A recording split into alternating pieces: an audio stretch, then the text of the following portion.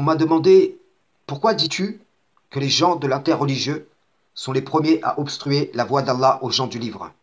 Pour répondre à cela, je vais prendre l'exemple de l'enfant du sacrifice.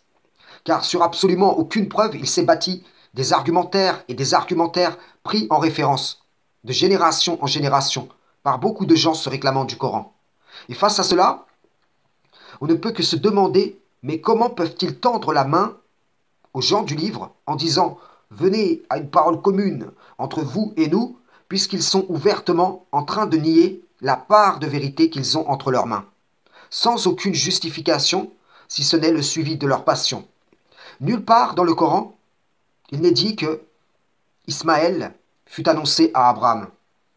Et cela, les gens du livre le savent, puisque la Torah atteste que Ismaël fut annoncé à Agar, sa mère. Le Coran confirme donc cette réalité. Il s'inscrit dans la logique de cette réalité. Si donc aucun verset ne mentionne Ismaël nommément cité dans une annonce faite à Abraham, il n'y a aucune base sur laquelle s'appuyer pour agir comme ils le font. Rendez-vous compte qu'ils vont jusqu'à entrer dans la Torah pour dire « les fils d'Israël l'ont modifié afin de dissimuler l'identité du véritable fils du sacrifice ». C'est grave. Et le pire dans tout cela, c'est qu'ils sont suivis par la majorité des gens. La description d'une annonce faite à Abraham est en sourate 11, versets 69 à 73. Et il s'agit d'Isaac. Lorsqu'Abraham émigre, ceci est toujours suivi du don d'Isaac, comme en sourate 29, versets 26 à 27. Lorsqu'il se sépare de son peuple, cela est toujours suivi du don d'Isaac. Regardez, en sourate 21, versets 71 à 72. En sourate 19, verset 49. En sourate 6, versets 83 à 85. À chaque fois qu'est mentionnée la séparation d'Abraham avec son peuple, le verset qui suit concerne le don d'Isaac. Pourquoi en serait-il autrement au verset 101 de la sourate 37, puisqu'il est, comme ces passages cités précédemment, devancé par une énième mention au verset 99 d'Abraham quittant son peuple. Il pourrait se dire, Allah a renforcé ces versets contre les conjectures du diable. Rebroussons chemin, nous faisons fausse route, nous risquons d'être de ces pervers qui apportent des nouvelles mensongères, de ces nouvelles qui vont porter atteinte à une multitude de gens. Regardez par combien de milliers, peut-être même des millions, de gens sont suivis les mythomanes de l'interreligieux. Combien laissent reposer leur confiance sur cela, en disant « ceux-ci sont nos experts en la matière ». Je le dis en vérité, vos experts travaillent pour l'ennemi. Le Coran est-il descendu pour répondre au sujet de divergences existantes entre les gens du livre, ou bien pour en établir de nouvelles, s'additionneront à celles-ci?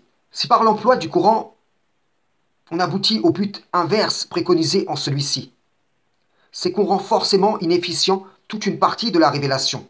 Ainsi, les gens disent « Nous croyons en Abraham, Ismaël et Isaac », mais en vérité, ils n'y croient pas, puisqu'ils nient la prophétie les concernant. Ils ne croient pas non plus en Issa, fils de Mariam, puisqu'ils nient ce qu'il a accompli. Prenez garde, car ce n'est pas sans conséquence, puisque ceci invite à nier des signes majeurs d'Allah. Autrement dit, à travers eux, Iblis le banni invite au feu. Le but officiel des gens de l'interreligieux est de faciliter une parole commune entre ceux qui ont reçu une part de l'écriture. Et ça, c'est ce que le diable leur promet, tout en leur masquant le but officieux, qui est de les maintenir divisés, sachant bien que les gens du livre ne peuvent abandonner ce dont l'écriture atteste. Il faut donc produire, via ceux qui se réclament du Coran, une compréhension erronée de ce qu'il confirme. L'opposition au sujet de l'enfant du sacrifice illustre parfaitement cela. Comme je l'ai répété dans mes vidéos précédentes, si le chrétien abandonne le christianisme pour le sunnisme, eh bien, il laisse un mensonge pour un autre. De même, pour un sunnite qui deviendrait chrétien. En fait, Le maintien des divergences entre les sectes ne sert que de passerelle entre elles permettant le transit de l'une à l'autre, et ce, dans les deux sens. Ces mécanismes spirituels n'ont pour but que de donner l'illusion d'une sortie du mensonge vers la vérité. Ce Créateur qui a fait descendre ces parts de l'Écriture nous a enjoint de juger d'après ce qu'il a fait descendre, et non d'opposer entre elles des conceptions de ces révélations, des conceptions qui mêlent le faux et le vrai, et qui, par esprit de rivalité, orchestrent un jeu d'opposition entretenant la confusion.